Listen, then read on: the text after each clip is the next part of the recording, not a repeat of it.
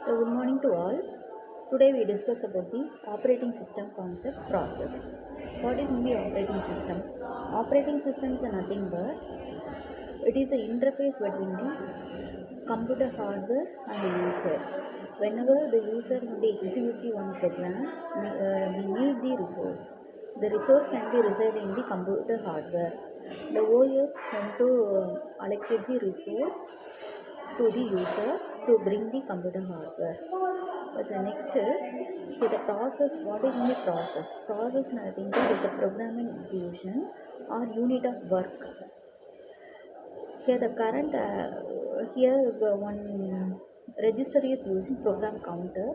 Program counter is nothing but it specify the it address the next instruction to be executed in the process. Normally the program is a passive indicative such as the list of instructions stored on the disk. In a process is a active indicative. With a program counter specify the next instruction to execute a set of resources. Here the process can be stored in the memory. It consists of the four sections. First one stack, heap, and text and data. Here the test section where can be stored the executable code. In data section, it can be stored the global variable and static variable. The program having a both variable, global variable and a static variable. Global variable can be declared outside the function. Static variable can be declared inside the functions. Here, it is a dynamically allocated memory. At the runtime, to allocate the memory dynamically, that memory can be resided in the heap. Here, another one section is called as a stack. It is a temporary data storage. When invoking functions such as function parameter, return address, and local variable that can be stored in the stack. As the next one, what are the process state? How the process can be executed? What are the state can be followed? Whenever the process can be executed, it changes the state.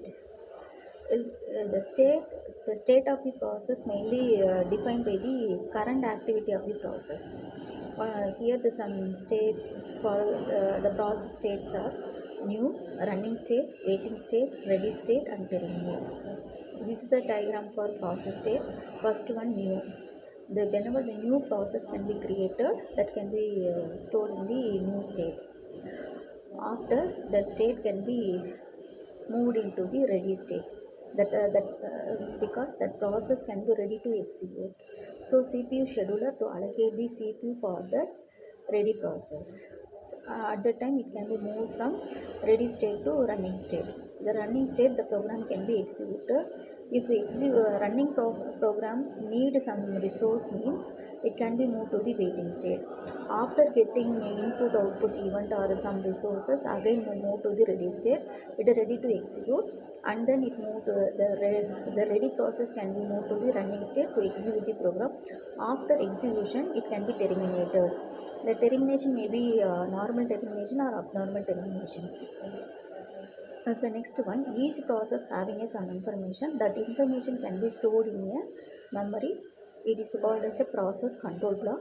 It is also called as a task control block.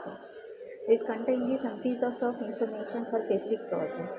For example, each process having a process ID and what is the state, current state, and pointer and priority of the process and program counter and CPU register, input output information, counting information. It's a process state means the current state of the whether the process can be reside in ready state or running state or waiting state, whatever state they can be that information can be stored in the process control block. And process privilege, that is which process can be allowed to access the system resource.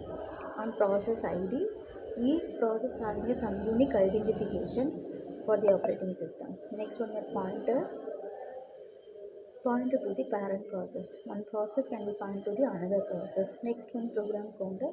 Program counter is a pointer that address of it point to the address of the next instruction to be executed for the process. As the next one, CPU register. Here various CPU register can be available. The process may be stored for execution for the running state. Next, CPU scheduling information. Here the process priority. Here the CPU scheduler going to schedule the process. Which time which process can be executed, which time which processor can be allocated to the process, and also store the memory management informations, and also store the accounting information that include amount of memory we are using, amount of CPU using, what is the time limit of the execution, account number and the job process number. That information can be stored in the accounting information. As the last one, input output. Here the list of input output is allocated to the process. For example, open the file and open the disk. These are the information stored in the input output devices. As the next one, process scheduling.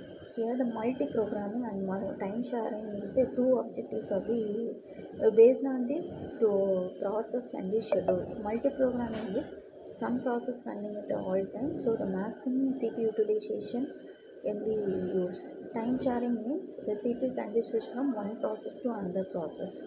So that's why we need to schedule the process.